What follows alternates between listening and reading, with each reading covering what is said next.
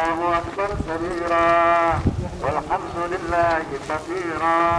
وسبحان أكبر ولله الحمد.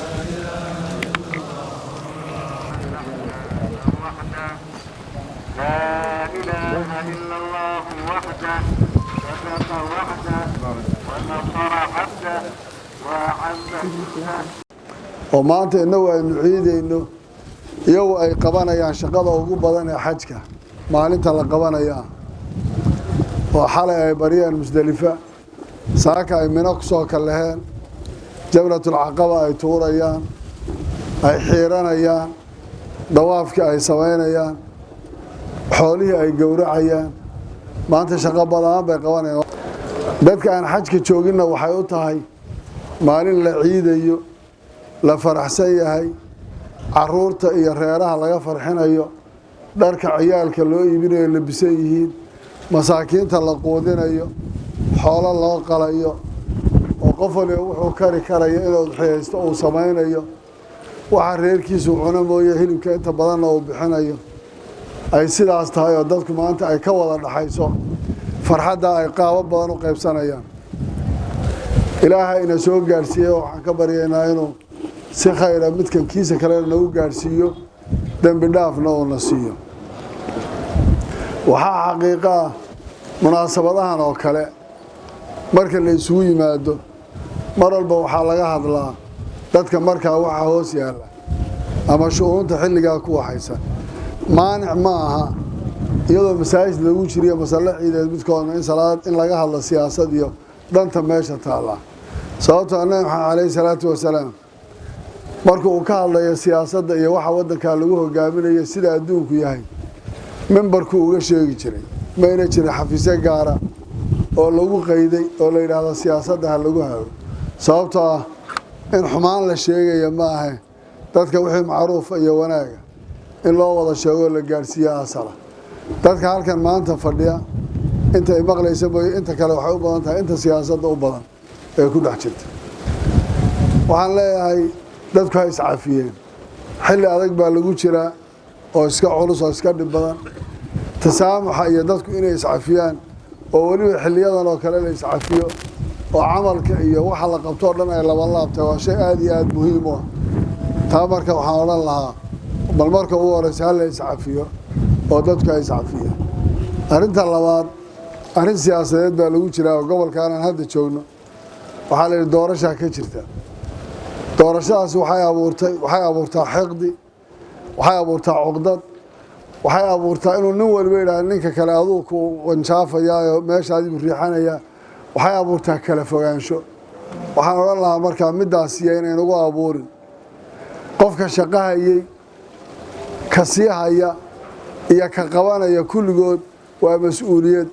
qof walba waliba culayskeeda ay leedahay waxaa loo baahan yahay markaa inuu qof waliba garto waxaan lagu ordayana inay tahay mas'uuliyad bari la isweydiinayo ama xildhibaan ha noqdo ama wasiir ha noqdo ama madaxweyne ha noqdo oo la weydiinayo waxa uu sameeyay iyo waxa uu kala kulmay iyo sida uu qabtay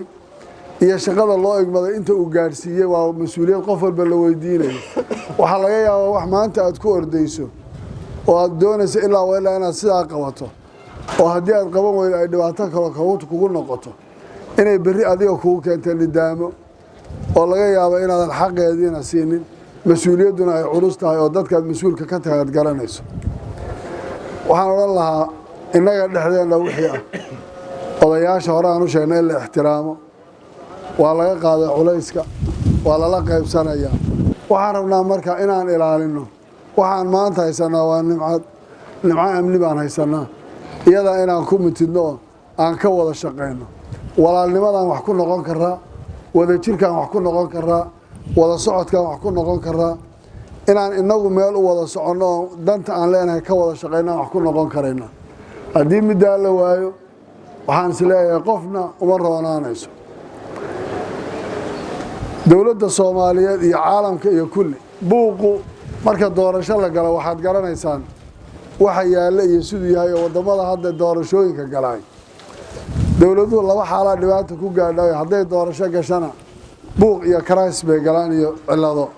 hadday dagaal galaanna wayba ku jabaanoo dhaqaale ahaan iyo wax walba way u burburaan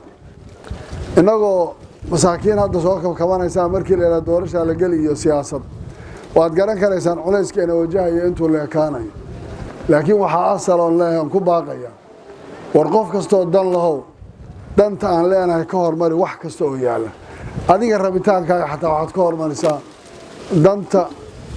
iyo rabitaanka bulshada iyo amniga aan haysanno iyo midnimada iyo inaan sii xoojinno waxa aan ku jirnay iyo meeshaan u soconno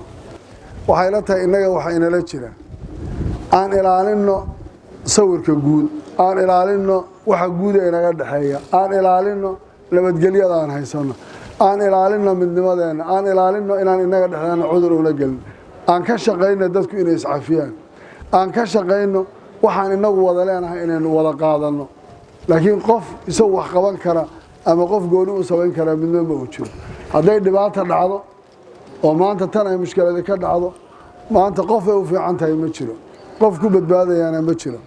waxay shalay maanta ku dhaantahay waa nabadgelyada aan haysanno walaalnimada wadajirka iyo sida aan nahay waan garanaynaa shalay markii la dhisayey dhibaatadan kala soo kulannay iyo culayskii naga qabsaday iyo dagaaladii ka dhacay dhibkay noo geysteen ilaahay waxaan ka baryaynaa inay intaa nagaga ekaato maanta si dowladnimo ah dhul degan dadku wada leeyihiin wax ka wada dhexeeyaan dhisantay meelo lagu shaqeeyo leh kuwii dowladda iyo guryihii iyo ganacsatadii iyo qof walba oo diirkii ka kacay baan joognaa haddii markaa aan dib ugu noqonno nimcada aan garan weyno oo shukrigeeda aan la iman weyno ilaahay waxba kuma aha inuu tallaabooyin kale inaga qaado haddaan ilaahay ku shukrino oo nimcada aan haysano ka ganacsadaha ah hadduu nabad ku haysto oo ganacsigiisa u madax bannaan yahay oo dhibaata ayna haysanin oo ka ardaygii uu waxbarashadiisa xor ku haysto oo ka odaygii uu odaynimadiisa ku joogo oo ka siyaasigii siyaasaddiisa uu ku waxaysan yahay oo qof walba maanta nolosha aan quruxda badan ee ku noolahay uu ku nool yahay haddaynu ilaahay shukrigeeda ula nimaadnana laa shaka waxa wey waynu liibaanaynaa haddii aynu ku kufrino oo nimcadaasi inoo muuqan weydana ilaahay wuxuu leeyahy lain shakartum laaziidanakum walain kafartum ina cadaabii la shadiid ilaahay waxba kuma aha shukrigaa lala iman waaye iyo nimcadaa lagu kufriyay inay dhibaato badan ay ka timaado waxaan rabaa inaan aada ugu dardaarno war qof kasta oo dan lehow oo siyaasad dan ka lehow waxa koobaadeed qaadataa ha noqoto ummaddaa wada jirkeeda wada socodkeeda isku duubnideeda amnigeeda iyo isku xidhnaanteeda wax dani kuuguma jirto kala qaybinteeda kala taggeeda isku dirkeeda dagaalkeeda qofna wax dan uguma jirto intaa aan ka wada shaqayno oo qof kastoo inaga mid ha u naxo gabdhaha guryaha jooga odayaasha kuwa naafada kuwa mucaawiqiinta ee lugaha leh iyo kuwa indhaha leh iyo kuwa intuu ka naxo qof waliba ha noqoto waxa uu ka fekeraya wuxuu u danaynayaa bulshadaasi meesha ay maanta joogto maxaad ku soo kordhin kartaa wax adiga dhiboo kaa yimidse muxuu geysan karaa inaadan arrintaa aadan isku dayin oo aad ka shaqaysa middaas dowladda soomaaliya waxaan leeyahay mas-uuliyad baa idinka saaran shalay baa la dhisay meel baa la gaadhay waxbaa horey loo socdaa in dib loo noqdo oo la isla guriyo oo waxaan jirin laga shaqeeyo oo anaa idhin la yidhaahdana macno badan ma samaynayso waxaan leeyahay ha qaateen taariikh baa qoraysa qof waliba mas-uuladda uu leeyahayo dadkaa waxa ka dhexeeya ha laga wada shaqeeyo oo dowladduna ummadda waxa ay masiirkeeda kaga tashanayso roolka ay ku leedahay waa loo ogolyahay intay u ogolaato dadku aayaheeda ha ka tashadeenoo waxa iyaga hor yaalla ee ay ka shaqaynayaan ay qabanayaan ha la ogaadeenoo ha lagala shaqeeyo laakiin yaan la odhan anaa sidan raba sidan haddaan la yeeli sidan aan yeelayaa iyo inay gubataa ka fiican intay wax nabad ka noqon lahaayeen oo berri qof walba maanta taariikhda soomaaliya la soo maray deegaan walba iyo gobol walba iyo taariikhdeedii hore iyo xilligii ay horey lahayd qof walba taariikhda intuu ku lahaa baa la soo qoray in taariikh madow shalay oo berri lagu dhahaa yaa iyo gacanta lagugu sii taagay wax dana kuumaha waxaan odhan lahaa markaa mujtamaca ha lagala shaqeeyo waxa dantoodu ay tahay gobolkani waa gobol soomaali ay ka kooban tahay oo soomaali ay wada degan tahay ma noqon karta meel qof walba fikrigiisa iyo caqliyadiisa suu keeno iyo waxa isaga dantiisu ay tahay lagu maamuli karayo waa mid dadka waxa ka dhaxeeya lagu maamuli karayo waxa ay xaq u leeyihiin ha loo daayo ha yeesheen oo laamaha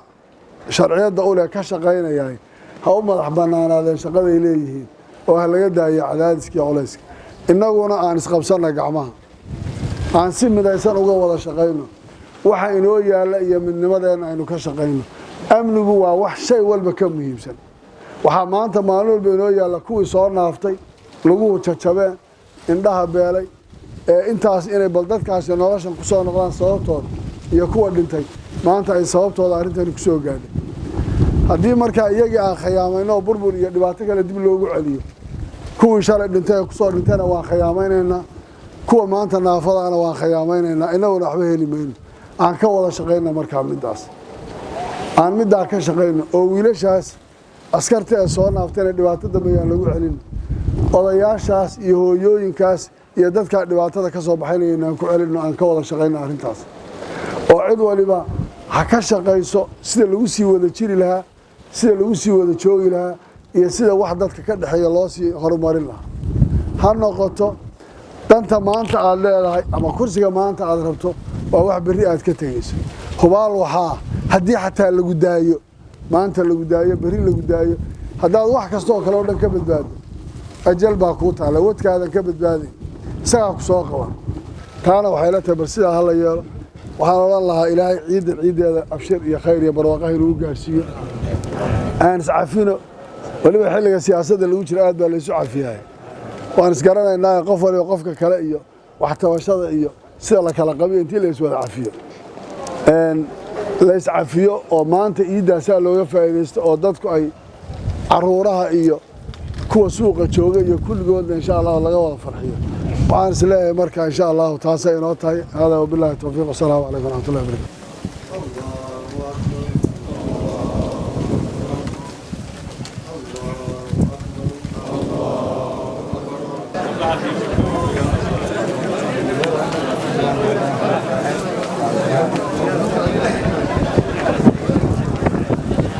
Thank you.